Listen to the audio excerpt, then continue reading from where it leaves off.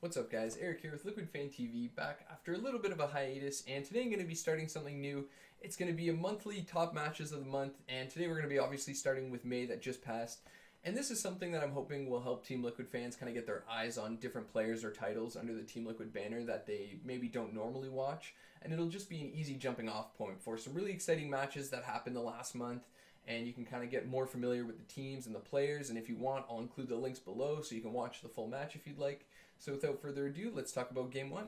So for the first match this month, I wanted to highlight our Dota 2 team going up against Virtus Pro, a team that we saw multiple times throughout this month. There was just a lot of Dota games this month in general, but this one in particular, a little bit early on. This was the upper bracket round 1 in WePlay, and really it was just pretty crazy. I mean, I don't really know how else to put it. It was a relatively long game, so you're in it for a little bit of a long haul, but the late game was absolutely insane. I mean, we're up by about 11,000 net worth, and we end up losing our first racks. Virtus Pro takes it. And it just felt like at that point you didn't really know who was going to win. So it goes on kind of late. There's 2 rapiers in the game, which is, you know, for Dota fans, always really exciting when you see 1 rapier. The fact that there was 2 meant it was definitely going to be really interesting. Very high risk, very high reward. You don't really know who's going to win, and it really keeps you guessing all the way up until the end. Had some late game team fights that were really exciting to watch, and I just thought all around this was going to be a pretty good game to highlight. Moving on to the second match that I want to highlight, it's going to be a CSGO game, and something that maybe some people might not want to necessarily highlight, but it's going to be Game 1 versus Furia in the DreamHack Masters group stage. And I thought this was a really fun game. It was on Vertigo, a map that Furia had actually picked. Previously, they had given us a lot of trouble on this map, but this time it didn't really seem like that was going to be the case. Team Liquid was far more prepared. They were looking really clean, hitting a lot of shots. They weren't really allowing Art to get out to any of his shenanigans, you know, trying to push down ramp into the smoke and maybe catch us off guard. They weren't really letting any of those aggressive plays happen. And in fact, Nitro actually kind of took some of those plays. We saw him push down ramp and kind of hold that spot that Art likes to hold and get behind the team. And I think it was just a lot of fun. It showed that the team really came prepared. Twist especially was looking really good. He had a nice little ninja defuse. And even without that, he was just absolutely slaying out on the server. There was, you know, a time where you thought he might 1v3. It was just a really crazy game, and it really brought back the Team Liquid that I think we were used to watching. And just overall, a really exciting game. Pretty exciting series, I would say. Very, very close. It's kind of turning into the battle for NA's #1 seed, this Team Liquid versus Furia matchup, and I think with a lot of these domestic tournaments now, we're seeing a few more storylines kind of come out of them. You know, it's not the Liquid versus Astralis anymore. We're looking at Liquid versus Furia and what that means. So I think this is a great match. If you've never really watched too much CSGO, it's a good one to jump into. It's a lot of fun. Vertigo's really fun to watch. It's a really weird map so far, but I think it's just really exciting, the gameplay that can happen on it. And in particular, this was just a really great match from us.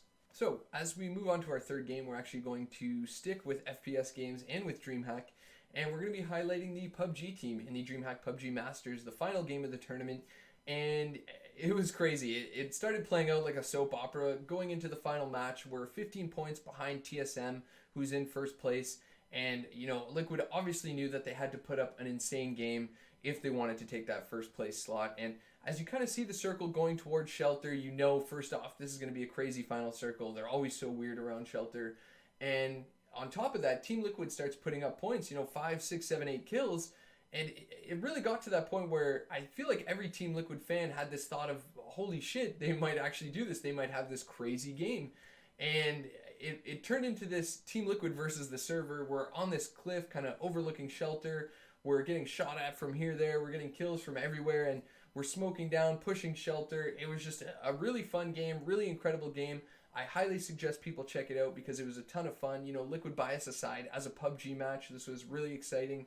A lot of stuff going on, a lot of stuff to watch, and I just really think that people should check it out. It really meant a lot for what Team Liquid was trying to do that game.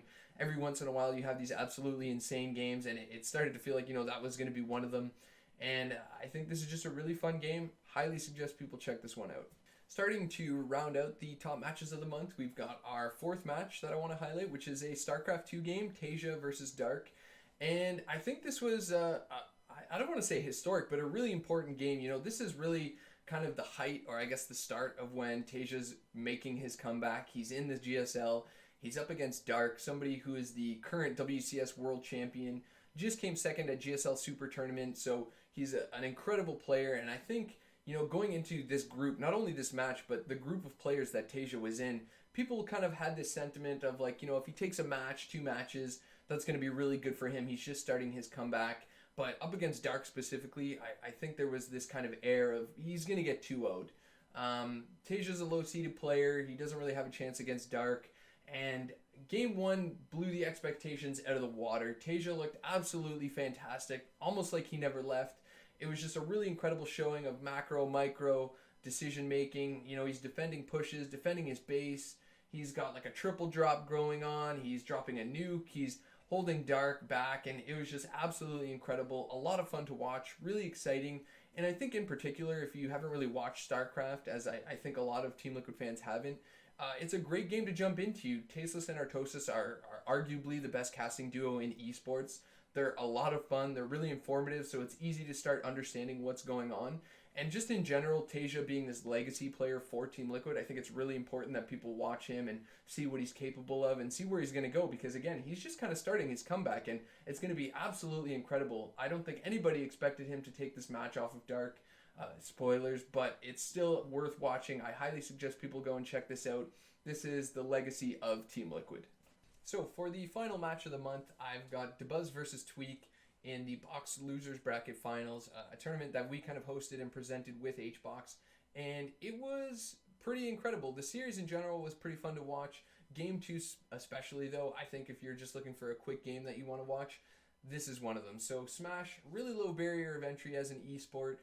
Just to watch it. I think it's really easy to understand what's going on. Chances are you've probably played Smash in your friend's basement, so it doesn't take a lot to jump into the game and start enjoying it. And I think it was a game where at the beginning it really felt like DeBuzz had the lead and he was just going to absolutely smash the game, but it didn't take long for Tweak to kind of come back and bring it to the scenario where you have no idea who's going to win this. This is, goes down to the last stock, 0% on both of these guys, and it was just really intense, a real nail-biter, really fun game. If you're not going to watch the series, I highly suggest this game.